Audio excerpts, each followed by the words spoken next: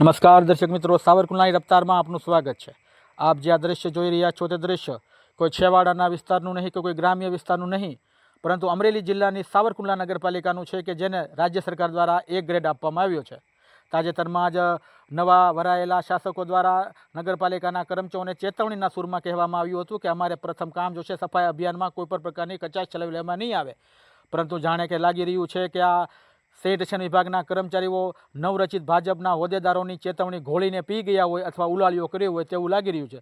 શહેરના અનેક વિસ્તારોની અંદર આ જ સ્થિતિ અને આ જ પરિસ્થિતિ ઊભી થઈ છે, પરંતુ ભાજપ શાસિત નગરપાલિકાના નવા સત્તાધીશોના કહ્યામાં ન હોવાને કારણે આજે ઠેર ઠેર લોકોને ગંદકી અને કચરાનો સામનો કરવો પડી રહ્યો છે। કારણ કે અવારનવાર લોકો દ્વારા આ સેનિટેશન વિભાગના કર્મચારીઓને મોબાઈલ ફોન ઉપર ફોન કરવા છતાં જાણે કે ફોન ઉપાડવા પણ તે લોકોને જાણે આળસ આવતી હોય તે રીતે લોકોના ફોન પણ ઉપાડવામાં આવતા ન હોવાના પણ વાવડો મળી રહ્યા છે।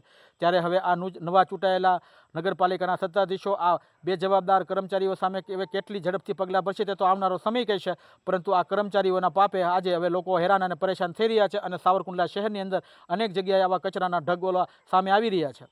ત્યારે આ નવરચિત નગરપાલિકાના આ સત્તાધીશોની ચેતવણી કે તેના સૂચનોને શું આ નગરપાલિકાના સેનિટેશન વિભાગના કર્મચારીઓ દ્વારા ઉલાળીઓ કરી દેવામાં આવ્યો છે તેવો સવાલ સાવરકુંડલાના લોકો કરી રહ્યા છે। પરંતુ હાલમાં તો લોકો કહી રહ્યા છે કે નગરપાલિકાના નવરચિત સત્તાધીશોને આ અંદર આ સફાઈ અભિયાનના લીરે લીરા ઉડી રહ્યા છે અને સફાઈ અભિયાનના નાટકો ખુલ્લા પડી ગયા છે। ત્યારે હવે જોવું રહ્યું કે આ નગરપાલિકાના સત્તાધીશો હવે આ સફાઈ અભિયાનના નામે ચાલતા નાટકોને હવે વાસ્તવિકતા તરફ વળશે કે પછી આ જ સ્થિતિ રહેશે તે તો આવનારો સમય કહેશે। પરંતુ હાલમાં તો લોકો કહી રહ્યા છે કે સેનિટેશન વિભાગના એક પણ કર્મચારી નવરચિત ભાજપ શાસકોના કહ્યામાં ન હોવાને કારણે તેના પરિણામ અને તેના ફળ હવે સાવરકુંડલાના નગરજનો ભોગવી રહ્યા છે।